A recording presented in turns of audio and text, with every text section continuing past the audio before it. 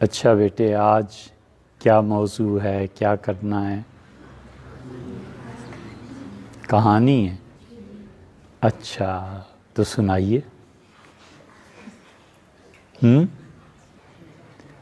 صاف بولیے اور اونچا بولنے میں ہمیشہ آواز اتنی بلند رہنی چاہیے کہ جس سے آپ بات کر رہے ہیں اس تک آپ کی آواز پہنچے، اور الفاظ اتنے صاف ہونے چاہیے کہ وہ سمجھ جائے کہ آپ نے کیا کہا ہے۔ ٹھیک ہے؟ مثلاً ایک فقرہ ہم آپ سے بولتے ہیں اور بولنے کا انداز دیکھیے، اور دیکھیے بچے کیا سمجھتے ہیں۔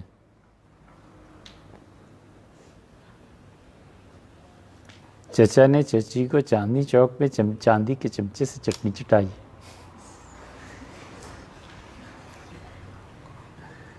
آپ سمجھے؟ پھر کہیں چچا نے چچی کو چاندنی چوک میں چاندی کے چمچے سے چٹنی چٹائی۔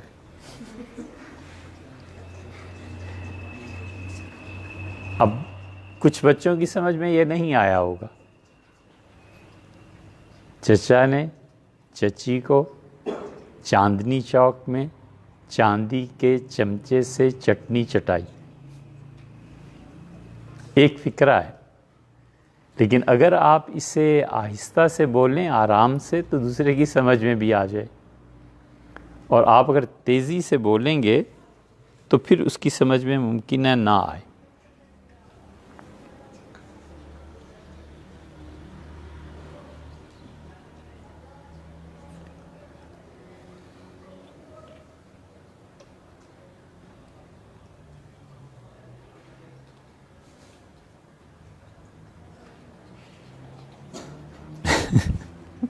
آپ یاد کر رہے ہیں؟ ذرا سی دیر کے لیے آف کیجیے گا، ایک راشد کا فون ہے، بہت ضروری، اسے سن، وہ بینک میں کھڑے ہوں گے۔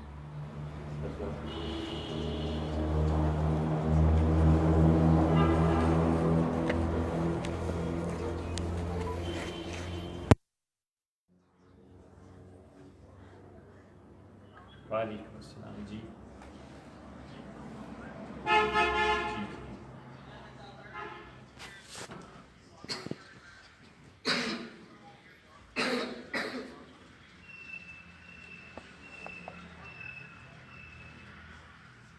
خیریت تو ہے؟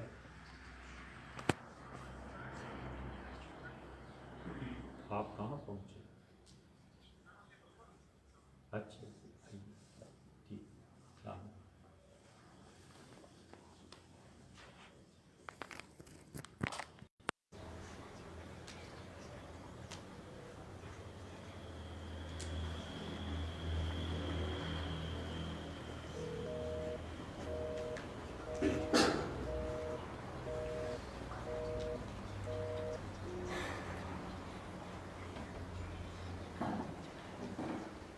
اچھا نہیں لگتا بیٹے جب ہم بات آپ سے کر رہے ہوں تو بیچ میں کوئی فون یا کوئی ایسی چیزیں، مگر ایمرجنسی میں کام پڑ جاتا ہے۔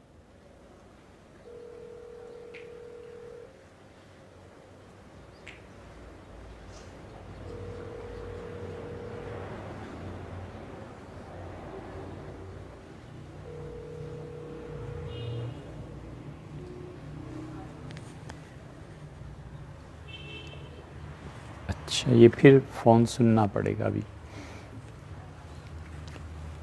تو۔ اچھا بچوں،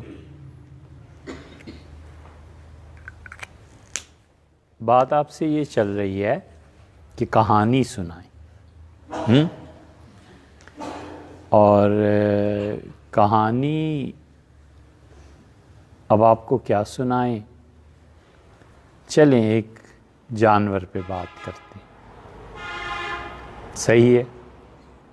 اب آپ بڑے ہوتے جا رہے ہیں تو انسانوں پہ بھی بات کرنی چاہیے۔ ایک جانور ہوتا ہے کتے، آپ نے دیکھیں اچھا بڑا جو کتا ہوتا ہے، اس کتے سے تھوڑا سا اور بڑا اور نہایت خوفناک درندہ جو چیرتا اور پھاڑتا ہے، اس کا کیا نام ہے؟ شیر۔ درندوں کی ایک پوری فیملی ہے بیٹے، چیتے، شیر، کتے، اور کتوں کو اگر آپ خوبی اور اچھائی میں دیکھنا چاہیں تو امام غزالی رحمۃ اللہ علیہ نے ایک جگہ کتوں اور انسان کا موازنہ کیا ہے۔ یہ بڑا لمبا موضوع ہے، لیکن شیر سے چھوٹا اور کتے سے بڑا۔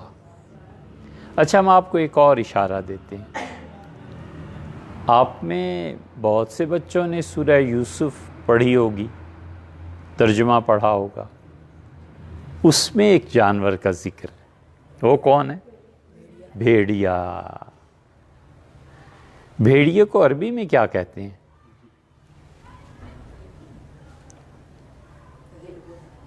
ذئبن۔ بہت اچھا۔ اور بھیڑیے کو انگلش میں کیا کہتے ہیں؟ فاکس۔ کیا؟ وولف۔ گڈ، وولف کہتے ہیں۔ ہمارے ایک ٹیچر تھے، ہمیں انگلش کی کلاس میں ایک جملہ بہت لکھواتے تھے، اور وہ جملہ آپ کے فاکس کہنے سے میں یاد آیا۔ جملہ یہ تھا کہ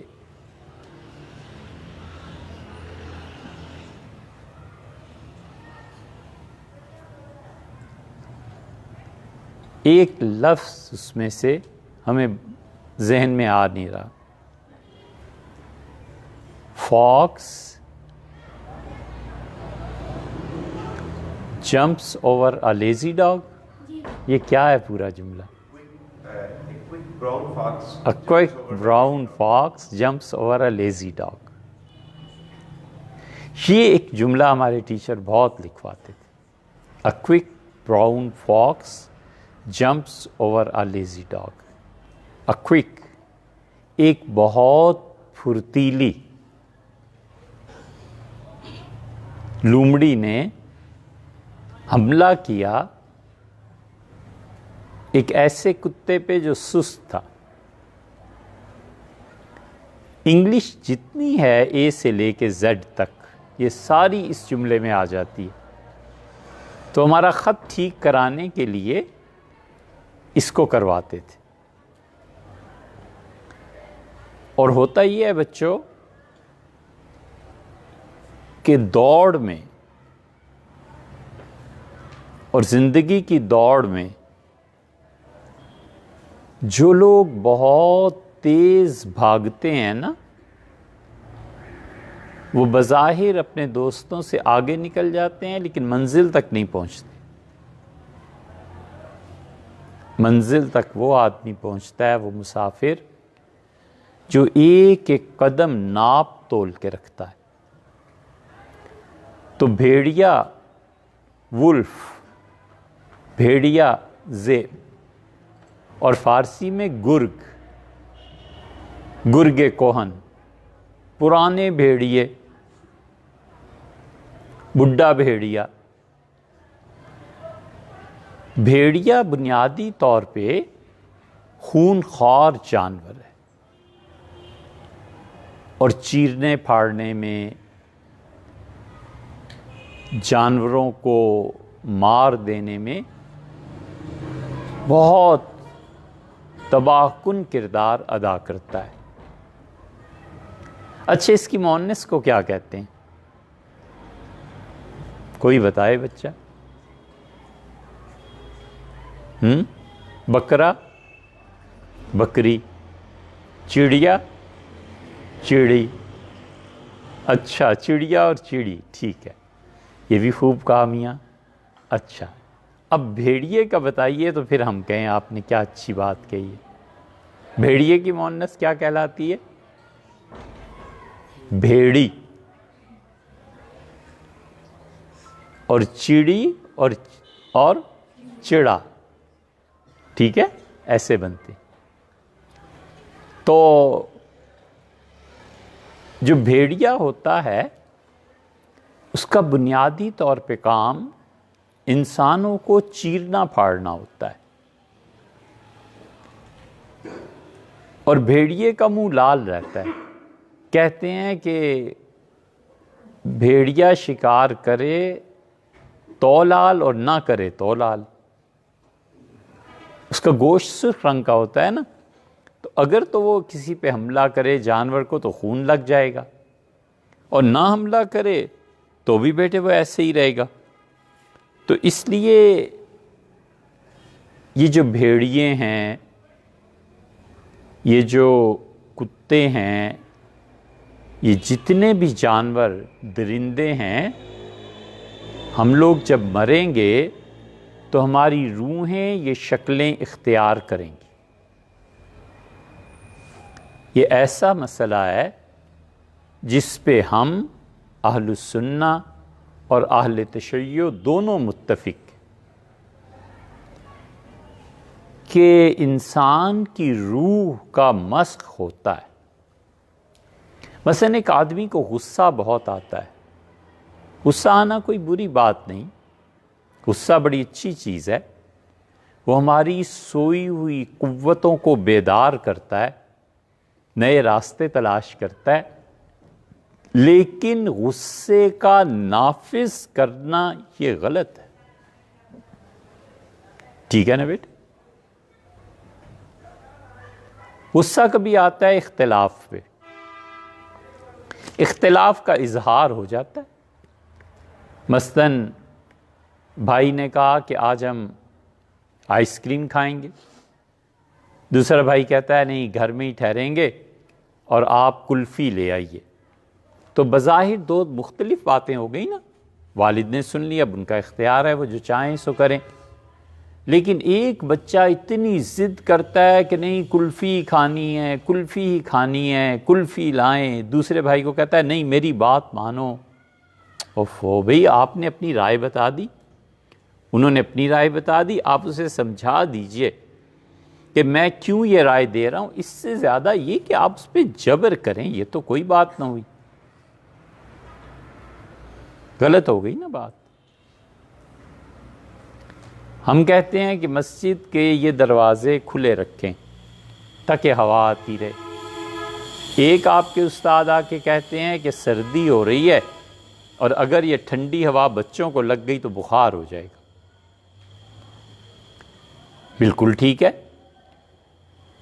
ہم ان سے کہتے ہیں کہ سردی تو ہو رہی ہے مگر ہال میں بہت گھٹاؤ محسوس ہو رہا ہے، تو ذرا ہوا کی تبدیلی کے لیے کھول دیں۔ تو ہم نے بھی دلیل دی، انہوں نے بھی دلیل دی، یہ اختلاف ہے۔ اب وہ اس سے بڑھ جائیں اور کہیں نہیں میں کھول کے رہوں گا اور جا کے دروازے کھول دیں، تو یہ بیٹے یہ اختلاف نہیں، جبر ہے کہ میں نے اپنے غصے کو، رائے کو ضرور مسلط کرنا ہے۔ یہ رائے کا تسلط بہت کم لوگوں کے ہاں صحیح ہوتا ہے، عام طور پہ غلط ہوتا ہے۔ اس کی ایک مثال دیں، کتنی بری مثال ہے، کتنی خراب بات ہے جو ہم کرنے جا رہے ہیں، لیکن خراب بات سے آپ ایک اچھی چیز سمجھ سکتے ہیں۔ بہت سے یہ لوگ جنہوں نے اللہ کے ہاں پیش ہونا ہے اور ان کی شکلیں، ان کی روح کی شکل بگڑ کے کتے جیسی ہو جائے گی بیٹے، یہ وہ ایک کتے کی داستان ہم آپ سے 2-4 لفظوں میں بیان کریں۔ یہ قیامت میں جن کی روحیں خدا کے سامنے کتے کی طرح پیش ہوں گی نا، یہ ایک آدمی ہے، دوسرے کو کہتا ہے کہ تو کتا ہے۔ لڑائی ہو گئی نا، یہ آدمی اس کو کہتا ہے تو کتا ہے، یہ کہتا ہے کہ میں کتا نہیں ہوں، تمہارا بھائی ہوں، انسان ہوں، اور مت ایسے کہو۔ یہ آدمی جو اسے کتا کہہ رہا ہے نا، اب یہ اسے کہتا ہے بھونکو۔ تو ایک تو ہے اختلاف کہ اس سے کہا تم انسان نہیں ہو، تم کتے ہو، اس سے کہا میں کتا نہیں ہوں، میں انسان ہوں، اس سے کہہ دیا۔ ایک اب یہ کہتا ہے بھونک کے بھی دکھاؤ۔ یہ جن لوگوں کا ایسا رویہ ہوتا ہے نا بیٹے، یہ ظالم لوگ اور یہ مسخ شدہ روحیں، یہ بھیڑیے، کتے، سور، سانپ اور کیا چونٹی، ان کی روحیں اس طرح قیامت میں اللہ کے سامنے پیش ہوں۔ تو اس لیے اگر آپ چاہتے ہیں کہ خدا کے ہاں بھی انسان آپ اٹھائے جائیں تو کبھی بھی بیٹے غصے کو دوسرے پہ مسلط نہیں کرتے۔ اختلاف ہے بس، ٹھیک ہے، رائے آپ کی، میری بھی رائے، ہم نے ایک بات کہی، آپ نے بھی ایک بات کہی۔ اب ہم اٹھ کے جبر کے ذریعے، جبکہ ہماری پوزیشن، والد ہوتے ہیں وہ فیصلہ کر لیتے ہیں، بڑے لوگ فیصلہ کر دیتے ہیں، ٹیچر فیصلہ کرتا ہے، استاد فیصلہ کرتا ہے، لیکن بیٹے یہ جو استاد کی بات سے یاد آیا، اس ہفتے بہت بری ایک حرکت، بہت زیادہ، آپ کو پتہ ہے، ہم اس منظر کو نہ دیکھتے تو بڑا اچھا ہوتا، اس کو دیکھ لیا بس تو ہم کئی دن سے اس کی وجہ سے بالکل اطمینان میں بھی نہیں اور سو نہیں پا رہے۔ یہاں جو سیاستدان ہیں نا بیٹے اس ملک کے، ہم آپ کا ذہن بناتے ہیں ان کے خلاف، آپ کو بتا کے بناتے ہیں کہ یہ سیاستدان ہمارے ملک کے بیٹے، ان لوگوں کی اخلاقیات یہ کتوں سے کم نہیں ہے۔ یہ سب جب پیدا ہوئے تھے نا تو ان کی ماؤں نے انہیں جھوٹ گھٹی میں ملا کے پلایا تھا۔ گھٹی سمجھتے ہیں آپ؟ گھٹی نہیں سمجھتے؟ اچھا، مدینہ منورہ میں جب کوئی بچہ پیدا ہوتا تھا تو لوگ اسے لاتے تھے اور حضور اقدس صلی اللہ علیہ وسلم اپنے منہ میں کھجور ڈال کے اسے چباتے تھے، اور کھجور اور رسول اللہ صلی اللہ علیہ وسلم کا لعاب، لعاب کس کو کہتے ہیں؟ تھوک، وہ پاک چیزیں مل جاتی تھیں، اور وہ جو میٹھا سا ہو جاتا تھا تو آپ ذرا سا اس میں سے اپنے لعاب سے اس بچے کو چٹاتے تھے۔ یہ تھی چیز جس کو کہتے ہیں گھٹی۔ حضور صلی اللہ علیہ وسلم نے بہت بچوں کو گھٹی دی تھی، عبداللہ ابن زبیر رضی اللہ عنہ کی دی تھی، اسی لیے کہتے ہیں تحنیک، اور اسی وجہ سے اللہ کے نیک بندوں سے اب تک یہ کرایا جاتا ہے تاکہ ہمارا بچہ ان جیسی خصلتیں اپنائے۔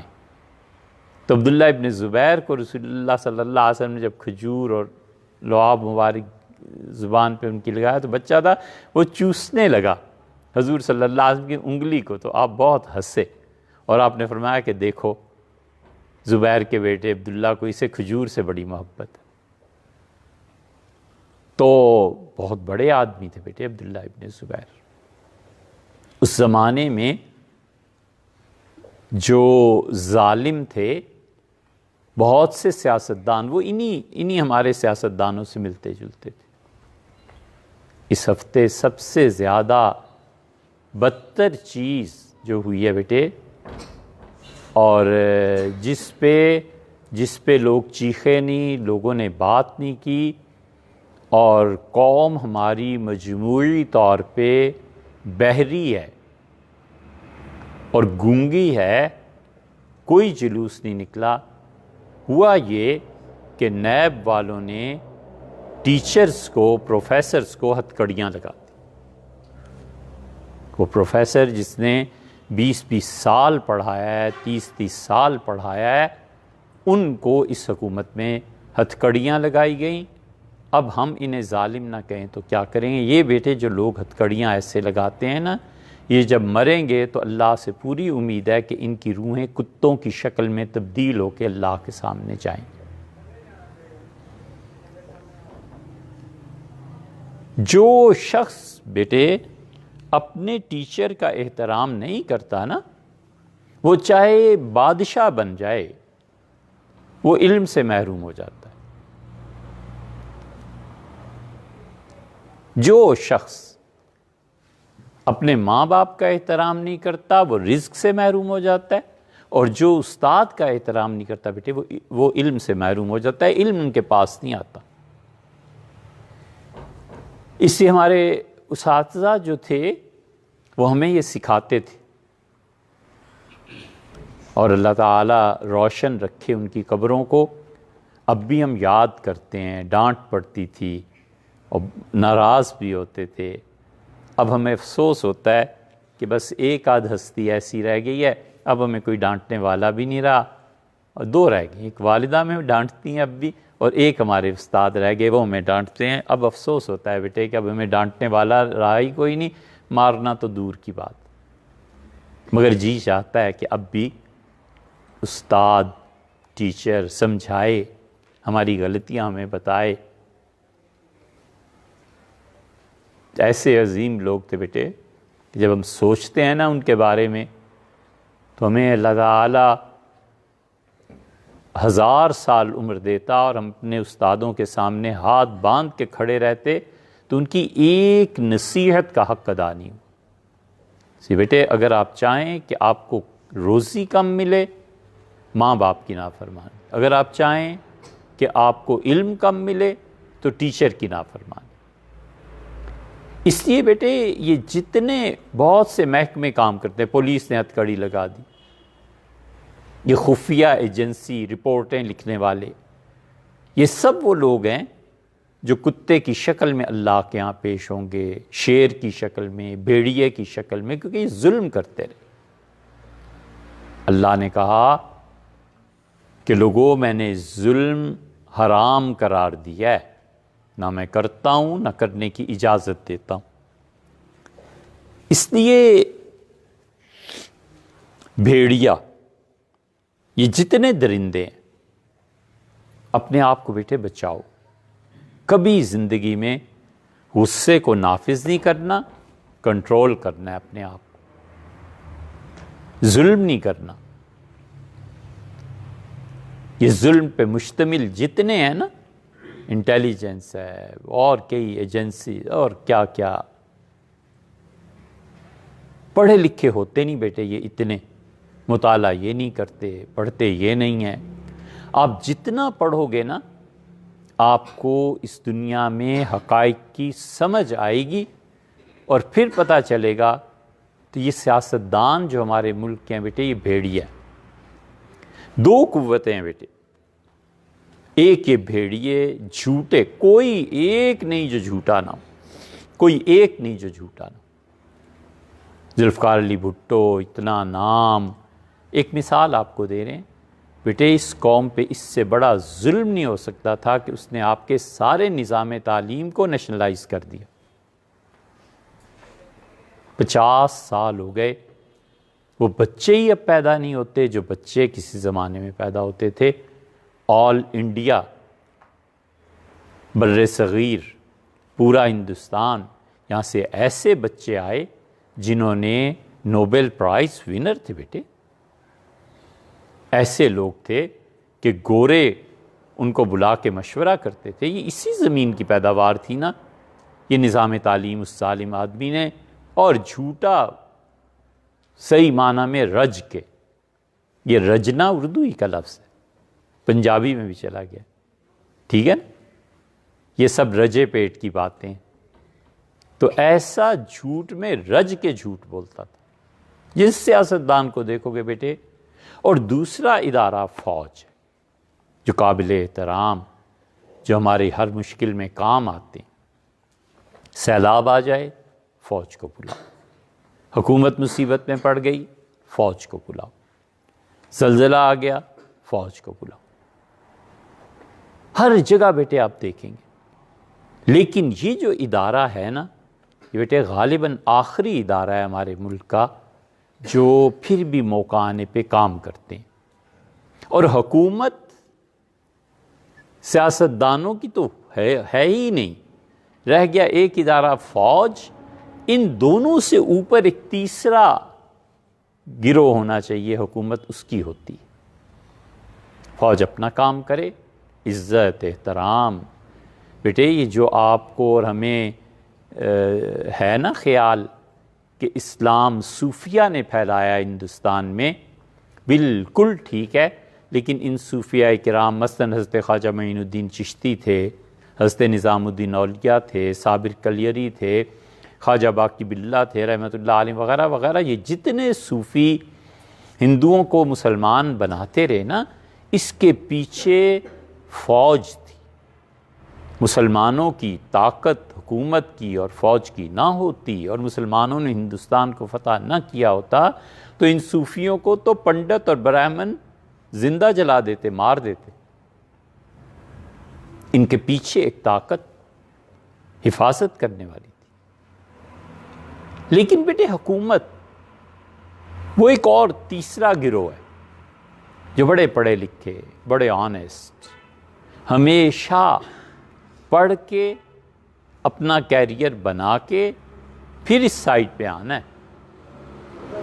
یہ عمومی طور پہ جو سیاستدان ہیں نا ان پڑھ ہیں، یہ خیر عمومی کیا سارے ہی ان پڑھ ہوتے ہیں اور قیادت کچھ نہیں ہوتی، اسی وجہ سے ڈبو دیتے ہیں۔ تو ہم آپ کا ذہن بنا رہے ہیں کہ ہمارے ملک کے دو ادارے، ایک سیاست اور ایک یہ فوج، وہ جتنے قابل مذمت یہ سیاستدان ہیں اس سے بڑھ کے فوج قابل تعریف۔ لیکن بیٹے حکومت یہ اور لوگوں کا کام۔ آپ کے سی ایس ایس میں آفیسرز ہیں اور گروپ ہے پورا، آپ کی انتظامیہ ہے، آپ کے اچھے آفیسر ہیں۔ آپ بیٹے یہاں جائیں، کام کریں، محنت کریں، لیکن خدا کا خوف۔ اور ایک بات بتائیں بیٹے، ہم آپ سے بات کرنے آ رہے تھے تو ہمیں خیال آیا کہ ہم ایک بات آپ کو سنائیں۔ سی ایس پی آفیسر تھے منصور کاظم،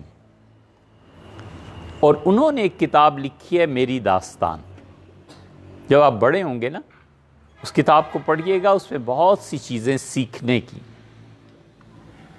بڑا عہدہ انہیں ملا اور پاکستان کے جو نامور افسر تھے ان میں رہے۔ میری داستان میں انہوں نے اپنے ایک دوست کرنل اسلم کا بیان کیا۔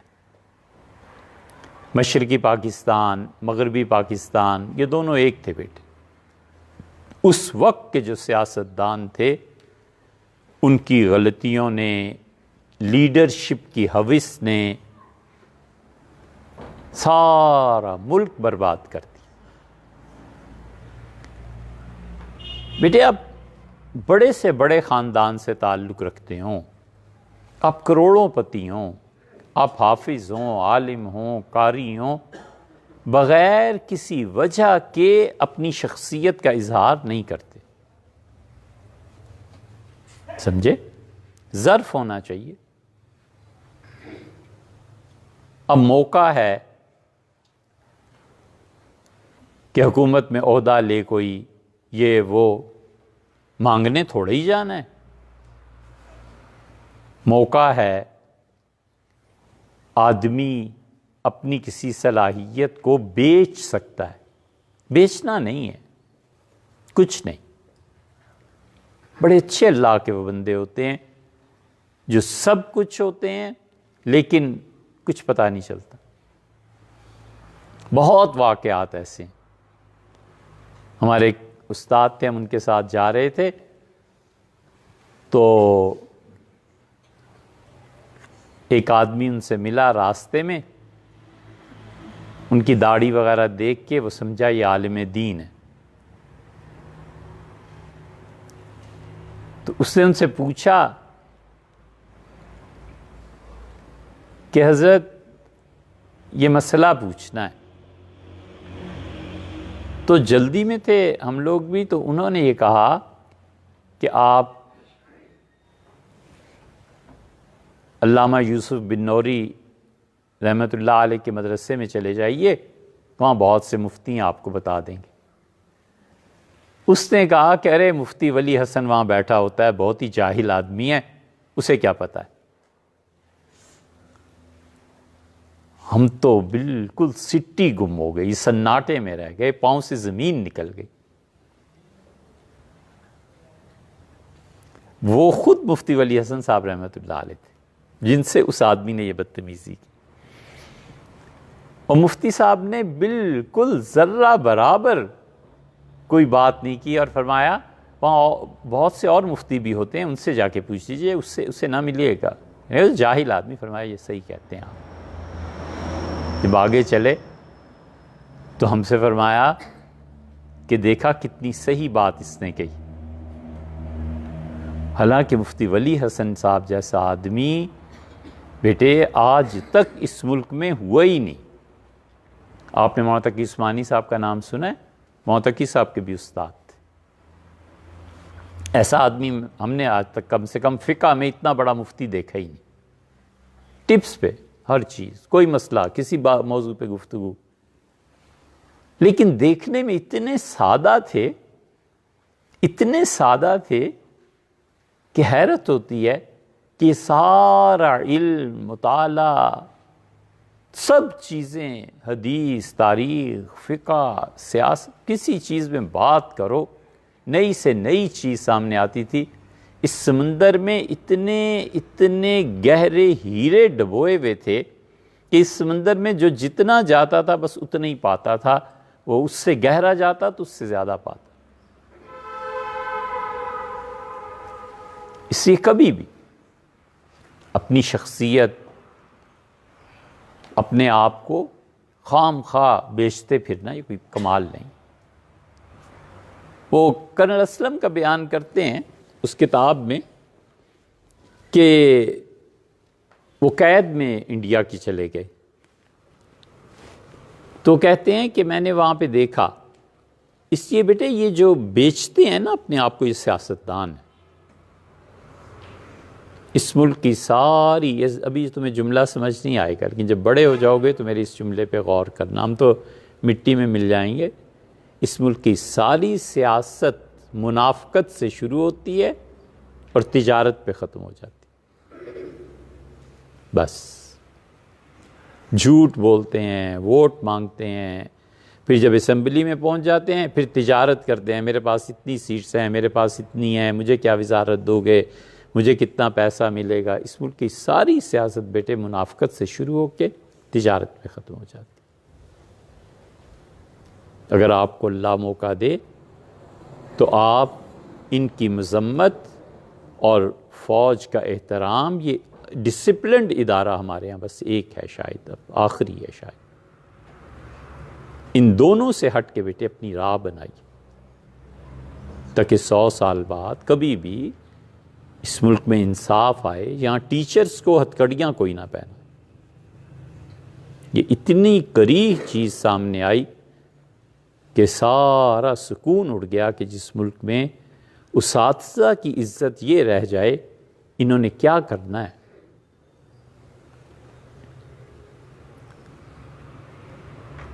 تو انہوں نے لکھا کہ انڈیا میں ہم قیدی تھے تو پاکستان کی قیادت جو ہاری، ان چیزوں کو بیٹے پڑھنا چاہیے تاکہ ہم سبق سیکھیں۔ جنرل نیازی تھا جس نے ہتھیار ڈال دیے تھے، اور مانک شاہ انڈین چیف تھا جس نے اس سے ہتھیار لے لیے تھے، یہ اب تک ملے گا۔ اندرا نے جا کے تقریر کی تھی، اب تو کلپس آ گئے بیٹے، آپ دیکھیں گے تو آپ کو پتہ چلے گا۔ تو اس نے لکھا ہے کہ مانک شاہ ہمارے کیمپ میں آئے قیدیوں کے، تو نہایت سادہ آدمی، ہم دیکھ کے حیران ہوئے کہ انڈین چیف ہے، اور ان کی جو گاڑی تھی اس پہ جو رنگ ہوا تھا فوج نے یا کسی نے ہاتھ سے برش لے کے پھیرا ہوا تھا، اس پہ سپرے بھی نہیں ہوا تھا، اتنی سادہ اور اتنی پرانی کار پہ آئے ہوئے۔ اس لیے بیٹے اس ملک میں ہم جیسے نالائق مجبور ہیں کہ بڑی گاڑی رکھیں۔ کیا کریں؟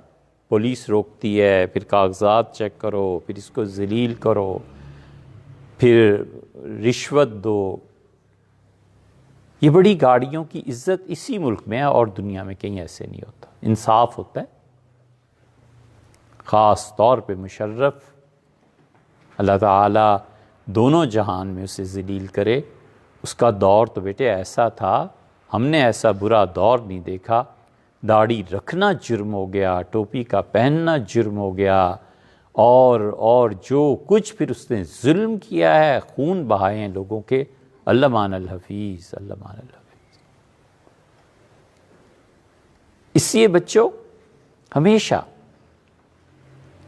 اپنی شخصیت کو چیف کس گاڑی پہ آیا؟ کچھ بھی نہیں۔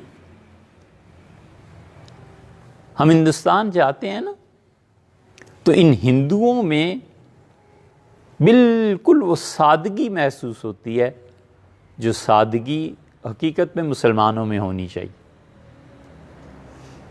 حضرت ابوبکر رضی اللہ عنہ جیسا آدمی خلیفہ رسول اللہ صلی اللہ علیہ وسلم کے قرار پائے، اور بیعت عامہ تھی، سب شامل تھے، مدینہ منورہ والے ارد گرد کے سب شامل تھے، اور اگلے دن لٹھے کا تھان کپڑے کا لے کے اپنے کندھے پہ ڈال کے جا رہے ہیں۔ تو پوچھا گیا کہ حضرت عمر رضی اللہ عنہ کا کہ حضرت یہ خلافت کون چلائے گا؟ آپ کو تو بیٹھنا ہے، اب حکومت کرنی ہے۔ انہوں نے کہا بھی حکومت کرنی ہے تو میرے بچوں کو کھانا کون دے، کاروبار کون کرے گا، بزنس کون کرے گا؟ تو انہوں نے کہا ایسا کرتے ہیں کہ آپ کے لیے ایک تنخواہ مقرر کرتے ہیں۔ پھر ان کی تنخواہ مقرر ہوئی، حضرت ابو عبیدہ رضی اللہ عنہ کو بلایا گیا، پھر انہوں نے مشورہ کیا، پھر تنخواہ مقرر ہو۔ سیدنا عمر رضی اللہ عنہ کو ایک مرتبہ پیسے ادا کرنے پڑ گئے تھے سرکاری خزانے میں، انہوں نے کچھ بات ہو گئی تھی، تو سیدنا علی رضی اللہ عنہ نے فتویٰ دیا کہ امیر المومنین اتنے پیسے آپ جمع کرائیں گے یہاں۔ سیدنا عمر رضی اللہ عنہ ناراض ہوئے بہت، فرمایا میرے پاس پیسے ہیں کہاں؟ پھر انہوں نے اپنے خاندان کنبے قبیلے کو بلایا اور کہا اتنے پیسے دو۔ نتیجہ یہ کہ جب ان کا انتقال ہوا سیدنا عمر رضی اللہ عنہ کا، تو وہ سرکاری خزانے کے شاید 80,000 انہیں دینے تھے۔ پھر ان کا وہ گھر بیچا گیا جو انہیں رسول اللہ صلی اللہ علیہ وسلم نے دیا تھا، اور خاندان نے ان کا قرضہ ادا کیا۔ ایسے سادے لوگ تھے، سادہ زندگی، اداروں پر خرچ کرتے تھے، تربیت کے لیے خرچ کرتے تھے، اپنے بچوں کی تعلیم پہ خرچ کرتے تھے۔ یہ تھوڑے ہی کرتے تھے کہ اتنی لمبی لمبی گاڑیاں اور اتنی عیاشیاں۔ غلط۔ کبھی بھی بیٹے اپنی شخصیت کا ایسے اظہار نہ کرو کہ آپ قیمت لگوا رہے، سوچ سمجھ کے، بڑے تحمل سے۔ اس ایک بات اور لکھی ہے، وہ گئے تو کہتے ہیں کہ مجھے انگلینڈ میں اپینڈکس کا درد ہو گیا، تکلیف ہو گئی، تو سرکاری خرچے پہ میں ایک اسپتال میں داخل ہو گیا۔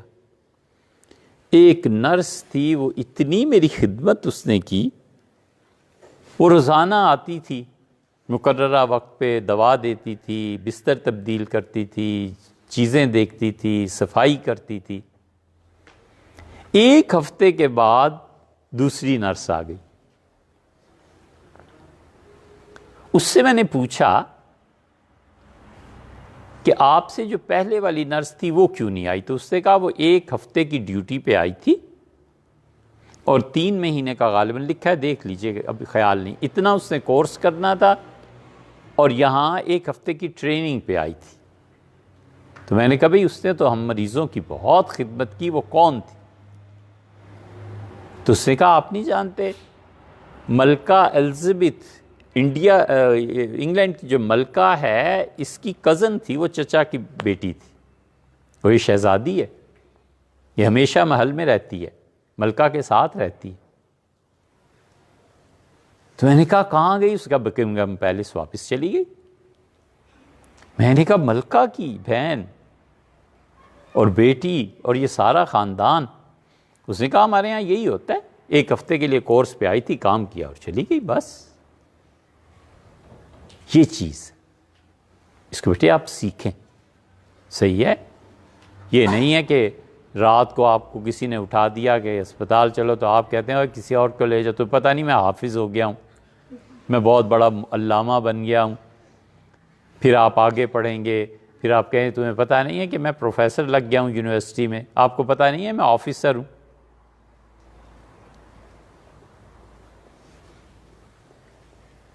یہ دین کی نسبتیں جو ہیں نا بیٹے بہت آگے لے جاتی ہیں، بہت آگے۔ شرم آتی ہے کہتے ہوئے، لیکن آپ بچے ہیں، آپ اس چیز کو آسانی سے سمجھ سکیں۔ شاید ہم نماز پڑھ کے نکلے تو آپ کے اس ملک میں بہت اچھے عہدوں پر جو رہے ہیں اور اب بھی ہیں، اسسٹنٹ کمشنر، اللہ نے بہت اچھی طبیعت اللہ تعالیٰ نے عنایت فرمائی ہے خدا کو یاد کرنے والے۔ اور ہم جب باہر نکلے تو انہوں نے کرتا پہنا ہوا تھا، جوتے ہمارے اٹھائے اور گرد پڑی ہوئی تھی اپنے کرتے سے صاف کرنے لگے، تو ان کرتے سے صاف کر کے رکھے۔ ہم منع کرتے رہے، لیکن ہم نے سوچا کہ دیکھو ہم میں کوئی دین نہیں ہے، ایسے ہی تہمت ہی ہے ہمارے اوپر دین کی، اس جھوٹی نسبت کا یہ حال ہے۔ اور حقیقت میں کوئی دیندار ہو جائے تو پھر اللہ تعالیٰ کتنا اس کا احترام عزت دیتے ہیں اسے۔ ہم سب پہ یہ دین بیٹے تہمت ہے، تہمت اس اعتبار سے کہ ہم اندر سے دیندار نہیں نا، اندر جو روح ہے نا اس کو بچانا ہے کہ قیامت میں یہ کہیں چونٹی کی شکل میں، کتے کی شکل میں، کسی اور شکل میں اللہ کیا نہ بے۔ حضور صلی اللہ علیہ وسلم نے فرمایا دنیا میں جتنے بھی لوگ اپنے آپ کو بڑا سمجھتے ہیں قیامت میں چونٹیوں کی طرح لوگوں کے پاؤں میں آئیں گے، لوگ اپنے پاؤں سے انہیں کچھ لیں گے، مریں گے بھی نہیں، خدا موت بھی نہیں دے گا۔ تو اس دن پتہ چلے گا کہ ہم دنیا میں کتنے بڑے بنے پھرتے تھے۔ قرآن میں بھی آیا، اللہ نے فرمایا ہے جو آدمی اپنے آپ کو بڑا سمجھتا ہے ہم اسے جہنم میں پھینکیں گے، اور اللہ کے فرشتے کہیں گے کہ ذق چکھ اب اس خون اور پیپ کو پی۔ پیپ کتنی گندی چیز ہے نا، کہا جائے گا ذق اسے چکھ، انک انت العزیز الکریم۔ تو اللہ کی زمین پہ سمجھتا تھا کہ تو بہت طاقتور ہے، ایک رپورٹ لکھے گا اور لوگوں کا تقدیریں بگاڑ دے گا، اور تو سمجھتا تھا تو بڑی عزت والا ہے، اب مزہ چکھ اس کا۔ تو اس لیے بیٹے کبھی بھی اپنے ظرف سے باہر نہیں نکلنا، اپنے آپ کو زیادہ نمایاں نہیں کرنا، دھیرے چلو، تدریجاً چلو، آہستہ چلو، اللہ کرے گا ایک دن منزل پہ پہنچ جائیں گے، ٹھیک ہے نا؟ اجازت دیجیے۔